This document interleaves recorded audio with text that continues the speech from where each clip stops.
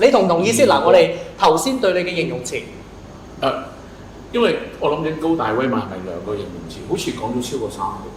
bonus，我覺得一個形容詞不能夠形容你嘅係啊，我哋加埋6個都唔夠形容。高大威猛一定係啦。異國風情唔係名詞嚟嘅。好，我哋今日嘅主題係咩啊？我嘅喜好啦，我係喜歡足球啦。咁我喜歡足球嘅程度咧，就係、由中學萌芽嘅。咁成個中學嘅階段咧，就算玩遊戲機咧，都主要係玩足球相關嘅遊戲嘅啫。咁有冇即係最近有冇通宵睇波啊？就唔可以通宵嘅，唔可以通宵。係朝頭早睇呢係啊，睇翻精華咁係啊，啦。都得。係啊。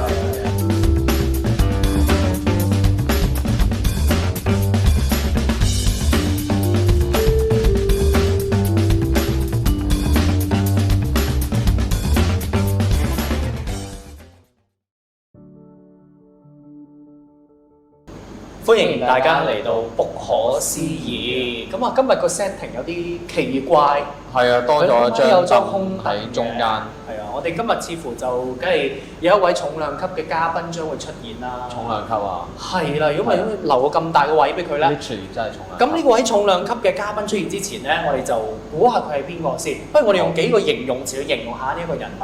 好，你先。 3個啦，好嘛？3個形容詞啊。咁啊，一就係高大威猛。嗯，同意。玉樹臨風。玉樹臨風，係。異國風情。咦，有異國風情，我陣間聽下你解釋點解先。跟住到我咯喎，我覺得咧佢係又溫柔啦，但係又粗獷喎，同時咧又充滿才華，有新一代嘅才子之稱。咁到底佢係邊一個咧？請登場啦！就係呢一個中華基督教會蒙民衛書院曾兆榮老師任教生物科同埋科學科嘅，有請。你同唔同意先？嗱，我哋頭先對你嘅形容詞，因為我諗緊高大威猛係咪兩個形容詞？好似講咗超過3個。bonus，我覺得一個形容詞不能夠形容你嘅係啊，我哋加埋6個都唔夠形容。高大威猛一定係啦。異國風情唔係名詞嚟嘅。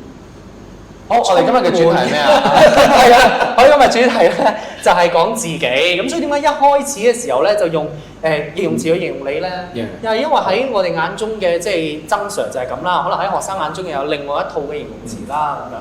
你又覺得你自己係點咧？我早前咧喺向同學介紹自己嘅時候咧，都提到一啲身份先嘅，即係例如我係教師啊，我喺家中就係父親啊等等呢一啲身份啦咁樣。咁如果關於我自己咧，反而可能同學有啲未必知嘅喎。咁例如我嘅喜好啦，我係喜歡足球啦。咁我喜歡足球嘅程度咧，就係由中學萌芽嘅。咁成個中學嘅階段咧，就算玩遊戲機咧，都主要係玩足球相關嘅遊戲嘅啫。咁有冇即係最近有冇通宵睇波啊？就唔可以通宵嘅，唔可以通宵。係朝頭早睇呢個。係啊，睇翻精華咁啊，都得。係啊。咁足球喜好嘅程度咧，係達到去係佢係一種即係影響我生活嘅態度嘅一件事嚟嘅。因為佢好特別地要同好多人合作啦，而個人嘅對足球嘅熱情都好重要嘅喎。例如我呢個年紀仲要喺個球場度去奔跑啊、馳騁啊，係真係需要一啲恆毅力。恆毅力，冇錯。Great Yes， 係啦。要即係而且咧足球好特別咧，係經常面對失敗。面對失敗咧係好考驗一個人嘅恆毅力。而且個特質啊，即係要有抗逆力啦。係啊。係啊，即係咁呢一方面咧係我影響我好多嘅，所以我都希望大家如果喜歡嘅咧可以嘗試呢個運動。我諗我哋學校都好多同學有排球啦、籃球啦、足球隊都有啦。係啊。係。咁但係咧，可能有一個活動咧，佢哋真係比較少啲嘅，應該觀察，就係睇書啦。嗱，我知道咧，曾 Sir 除咗有運動健將之外，有異國風情，有高大威猛啦，諸如此類啦。咁都係我頭先講一個形容詞咧，就好啱今日嘅主題嘅。我係話你好有才華嘅，因為我估唔到有啲書你竟然會睇嘅。咁樣講啦，我又覺得有睇書咧就唔一定代表好有才華。不過希望我睇過嘅書或者係大家都有個別嘅喜好咧，真係從閱讀咧可以去增潤自己多好多。我就盡快，不如我就講下我喜歡嘅，好啊，或者好影響我人生嘅一個作家。咁咧，我今日想講一講一位叫做劉以鬯嘅作家啦。咁難寫嘅個鬯字，係冇錯 search 係啊，劉以鬯。咁佢係一個好似一位南來嘅文人咁樣嘅角色啦。咁佢係好多年都喺報章度寫好多文章。咁其中2本嘅著作咧係好影響我嘅人生嘅。唔知道大家有冇睇過咧？一本係對賭啦，一本係走途嘅。不過我先又賣個關子先。其實我點解會留意到劉以鬯咧？其實從頭先足球啦，其實有啲同學、有啲朋友已經話俾我聽，足球球賽要閱讀嘅。咁原來咧呢個字咧係俾我嘅理解係真係要深入去研究啦。理解啦，繼續鑽研啦，去發展啦咁樣嘅。咁繼而咧開始大個啦，去到大學後咧，大學之後咧，睇得越嚟越多電影，我都好中意閱讀電影啦。後期越嚟越喜歡不同嘅文本啦。當然劇本我冇能耐去寫，或者係好少去睇到好多。但係之後咧有一套電影咧，引發我去了解劉以鬯嘅。咁我就索性就不如我就直接試下睇啦咁樣。咁呢套電影咧係王家衛嘅《花樣年華》啦。咁樣。即係《花樣年華》同有咩關係啊？《花樣年華》嘅鏡頭係好正啦，然之後我最印象深刻梗係嗰啲旗袍啊，佢嗰種氛圍啊，係啊。咁同劉以鬯咩作品係有關係？其實好快有人去知道咗《花樣年華》整個 plot 咧。plot 係應該係劇本啦，劇本故事大綱就會係美好嘅60年代啦。喺王家衛嘅角度係美好嘅60年代啦。咁啊，有旗袍啦，有文人啦，有一啲燈紅酒綠嘅一啲場景啦咁樣嘅。咁原來就係有參考對賭嘅一個劇情咁樣。而個背景咧亦都同走圖嗰個年代好相關。咁我就開始就覺得好特別啦，就想試下睇啦咁。從閱讀電影去到閱讀一啲香港嘅名家嘅作品，咁個過程係咁嘅。咁如果從閱讀呢個字眼嚟講咧，我就絕對唔係好有才華，絕對唔係話點解你睇下波睇下戲係會變成睇香港文學咧？其實條路線係一啲都唔奇怪嘅。我覺得每一位同學都有自己嘅喜好。我希望你哋都一定要拿住呢一個緊握住你有一啲嘅特別嘅觸覺啦，你嘅喜好啦，要去好好發展，去閱讀一下。你解釋咗你成個心路歷程嘛，即係由點解可能有一個喺足球場上狂奔嘅小肥仔，去到唔係，所以佢嗰陣時係好係啦，好纖瘦嘅咧，係嘅壯男，係咁去到會睇一套咁有文藝氣息嘅片，然後再令到你再去睇佢嗰本小説佢本文學作品，其實成個過程都係好嘅。咁韓 Sir 係點樣開始閱讀㗎？哇！如果講閱讀咧，其實我同即係我係幾中意金庸嗰啲作品。我首先事先聲明就唔好揾我傾，因為咧我好耐之前睇㗎啦，而且並唔係套套都睇晒嘅。所以你有陣時講嗰啲咩某啲劇情咧，我都係即係雲裏霧裏嘅。咁點解會接觸呢一類型嘅武俠小説咧？咁就係我開頭咧就係我爸爸媽媽嘅朋友咁啊搬屋啦，咁啊掉咗好多漫畫出嚟，嗰啲黃玉郎嗰啲漫畫啦，乜天龍八部啊成咁啊睇咯喎。咁咧，我應該有一集講我係想做漫畫家㗎嘛，曾幾何時？咁我話好正喎咁樣，突然之間原來發現咧呢啲咁美輪美奐嘅漫畫背後係有一個咁深厚嘅一個文學嘅背景啦。咁所以我就中意咗睇呢樣嘅東西啦。咁所以其實頭先同阿曾 Sir 講嘢係完全都係一樣嘅。未必個人與生俱來嗰個興趣就係睇書。